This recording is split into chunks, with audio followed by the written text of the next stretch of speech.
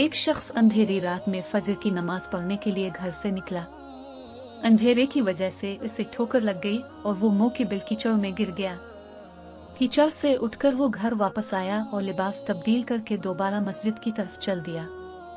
अभी चंद कदम ही चला था कि दोबारा उसे ठोकर लगी और वो दोबारा कीचड़ में गिर गया। कीचड़ से उठकर वो फिर दोबारा अपने घर गया, लिबास बदला और मस्जिद जाने के लिए दोबारा घर से निकला।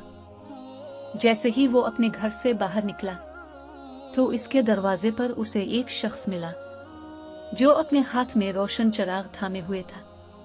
चिराग वाला शख्स चुपचाप नमाजी के आगे मस्जिद की तरफ चल दिया। इस मर्तबा चिराग की रोशनी में नमाजी को मस्जिद पहुंचने में किसी दुश्वारी का सामना नहीं करना पड़ा। वो खैरियत से मस्जिद पहुंच गया। मस्जिद के दरवाजे पर पहुंचकर चिराग वाला शख्स रुक गया। नमाजी से छोड़कर मस्जिद दाखिल हो गया और नमाज अदा करने लगा। नमाज से फारिग होकर वो मस्जिद के बाहर आया तो वो चिराग वाला शख्स इसका इंतजार कर रहा था ताकि इस नमाजी को चिराग की रोशनी में घर छोड़ आए। जब नमाजी घर पहुंच गया तो नमाजी ने अजनबी शख्स से पूछा, आप कौन हैं?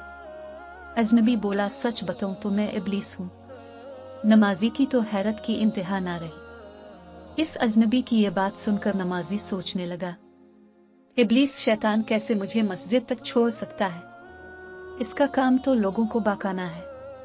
तो इस शख्स ने बड़ी हैरत के साथ इब्लीस से पूछा, तुझे तो मेरी नमाज रह जाने पे खुश होना चाहिए था, मगर तुम तो चिराग की रोशनी में मुझे मस्जिद तक छोड़ने आए।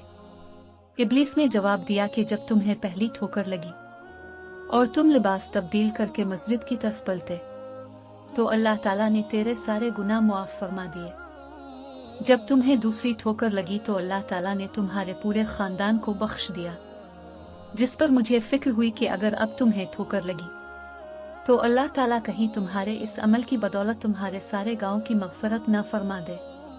इसलिए मैं चिराग लेकर आया हूं कि तुम बगैर गिरे मस्जिद तक पहुंच जाओ। इस शख्स ने जैसे ही ये बात सुनी तो इसने अल्लाह ताला की बारगाह में अपना सर झुकाकर अल्लाह का शुक्र अदा किया। तो दोस्तों, ये है हमारे रब की शान। सुभान अल्लाह।